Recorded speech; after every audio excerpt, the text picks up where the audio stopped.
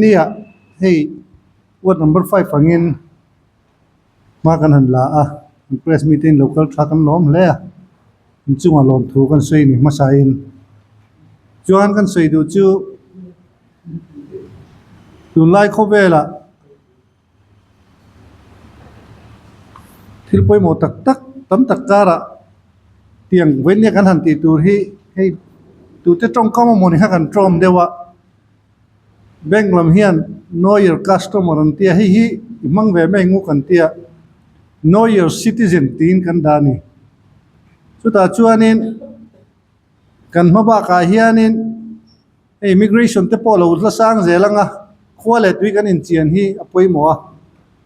data กันในชัดที่ทูลตัวนี่ตีในตัวน่าใจอินกันนั่นตีอเมริจูกันทุนในนัตเตจ้าอุเลมหรอวะฮิมิโซรามาสตูระกันง่ายที่กันภาคต่อกันวัดช่วย implement พดแมงโอที่อินวัดไฟฟ้าตานให้มีซอฟต์แวร์ที่กันเสียมันนี่จู่ฉันขัดจวนแอปสังอินติดอนล้อมีอันเตียติละเวกันตีฉันจู่แอปสังอันนี้ขัดจวนโมบายแล้วจัง access ที่ข้านี่โดนะsecrecy เต confidentiality เตmaintain ง่ายเวดนะจู่ว่างั้นกัน local council เตนะอันcall ขัดรากันตีจู่เตียงตุรจวนกันตีให้กลุ่มทวง software development ลำปังที่จีเตฮีกันหันอินมังอันนี้เฮียนตรอมง่ายอันเทียมทิวเตเนนกันหันตีเช่าโดนั่นนี่สุมาฮียังจานไงกันเสียนังตีกันละเจียนเจี๊ยหรอวะ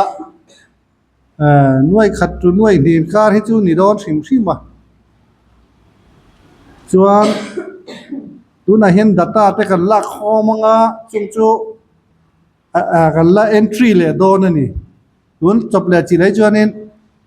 กันละไปรุมลงกัน data ละข้อมเลย entry แต่กันละถกโดนกันดิลรัวจวนทิลจงกันละติเทรีโลว่ากันมาโมจงพอกันละติเทโลว่ามานาซาบรังตั้ง local ตัวจวน data เห็นหันในชักขปะมิโซรามาจวน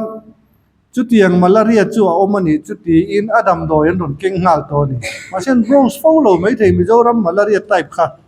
data ขันเราในชักษานี่ตัวเต็มอันที่บินละเดนนัตพอนี่เท่า DNA จังอิน approve ตัวรันนี่ไหม data เห็นในชั้นตัวกันนี่เขาเวลเฮียนมาสอนโดนชวน data ป่วยหมอนี่ตีกันไงตัวกัน security ตานที่พอเห็น data ป่วยหมอโดนตีกันเสียเพื่อวางเงินวันนี้วัด number 5เฮียนแห่งฮีมาหลายละชายกันเสียตีขากันไงตัวจุงตะจูกันหันตีฉันนี่ให้ฮีช่วยขันปิดดับไม่ตัวกันฟอร์มกันซัมปูลเต้นให้กันไรต่อไปเนี่ย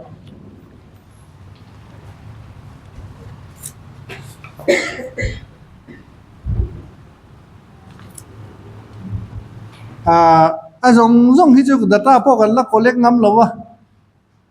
กันในพวกเห็นลัดลิ้นหรอวะเทเชลัดชวนนี่ข้า blood group แต่กันหันดาลังDNA เตเนี่ยลำเห็นดาทราฟิกที่ตัวละกันดูเวนี่มาเช่กันลัดลิ้นหรอวะนี่มิโซรัมเฮีย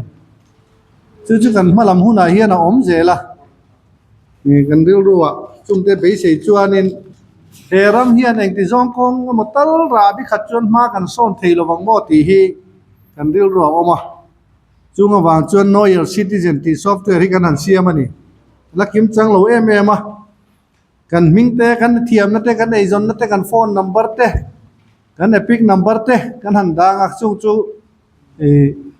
ล้างจากเล่มเราว่า local council นั่นกันฝนตูรันเนี่ยที่เชื่อจู่ให้กันรำสุรคาร์เฮียนมิโซรัมมีจงฮิตติจอกเซกันดูเฮียละนี่จู่แต่จู่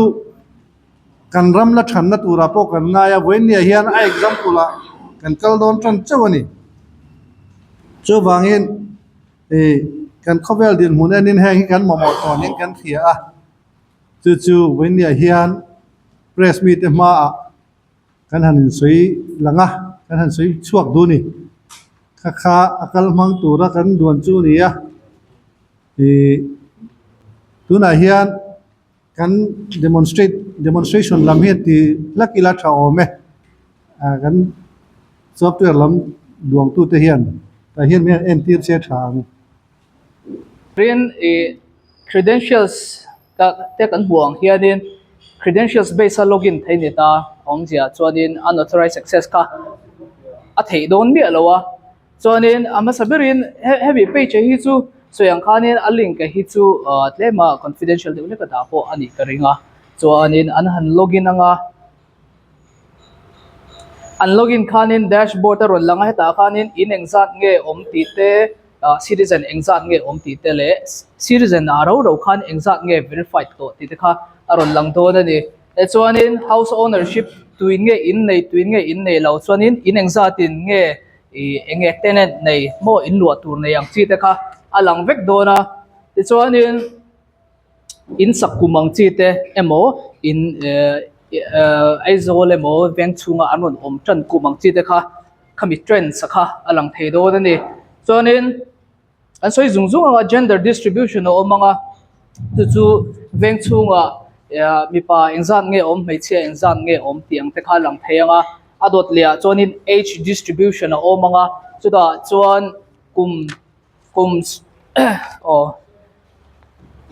kum khata tanga kum som pariat in kar mi exam nge om ti te kum som pariat atanga mi kum som thum mi exam nge om ti kha alang vek thei do na ni anwai hianin kan en lenga demographic insights ti om lea chuta chuanin religion distribution o mani religion distribution a hianin Christian exam nge veng chunga hian om Hindu Muslim khatia angkhanin ain thlir sang vekani denominations a po Presbyterian exam nge om Baptist exam nge om tiang khanin UBC exam nge om ti khan alang vek thei do na chuanin veng chunga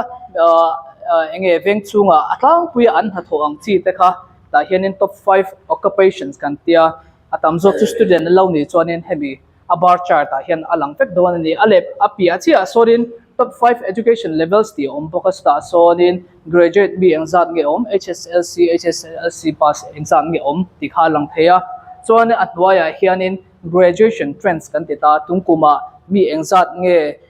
graduate a nikum ain exam che in nge kan tlem mu kan tam ti kha alang thei don bokani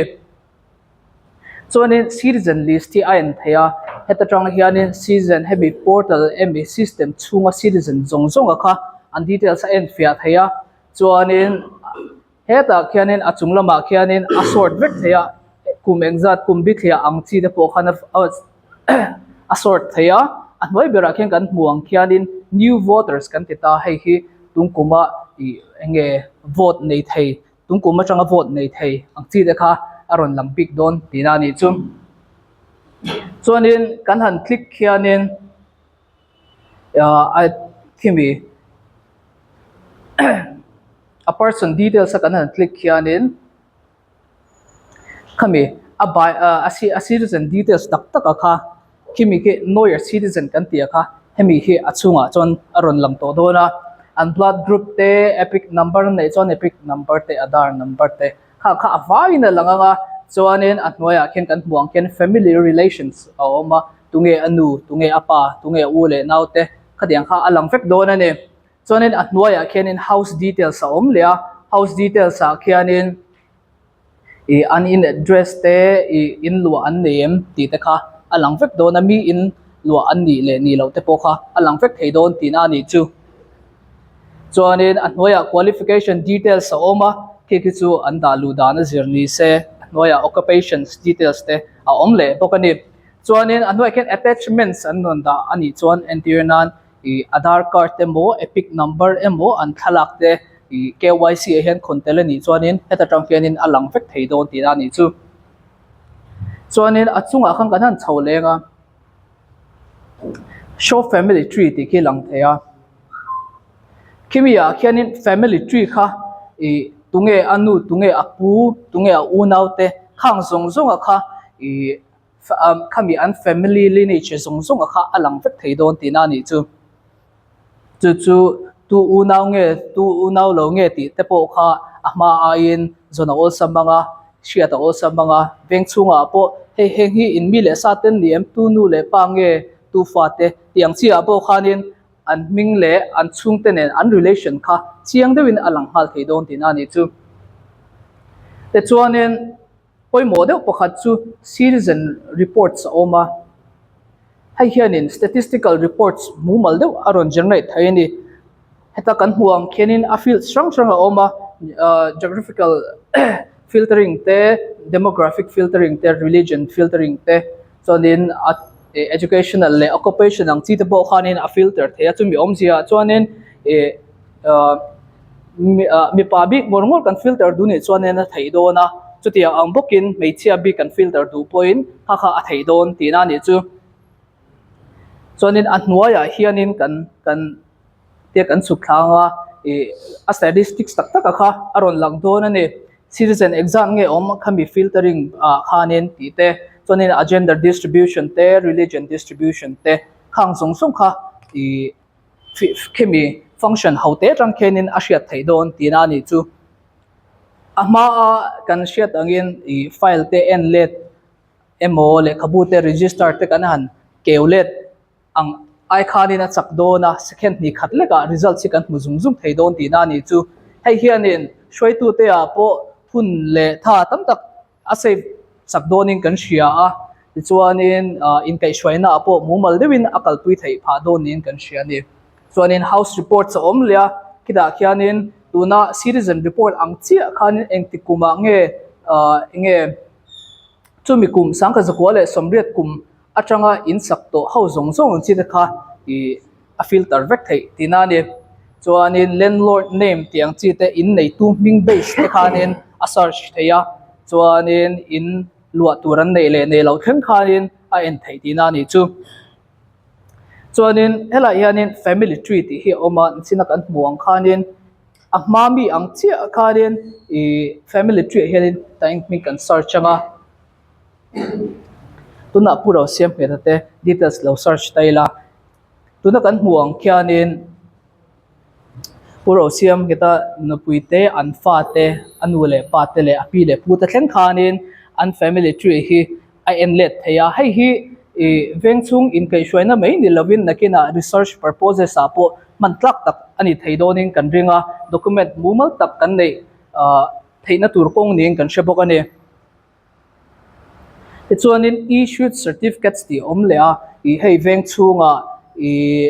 pem le kha te residential te income te kan la thinanga khanga khanin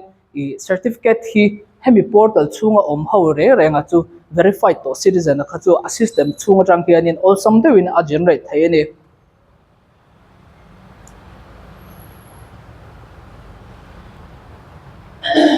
example la ken residential kan lo ti chinanga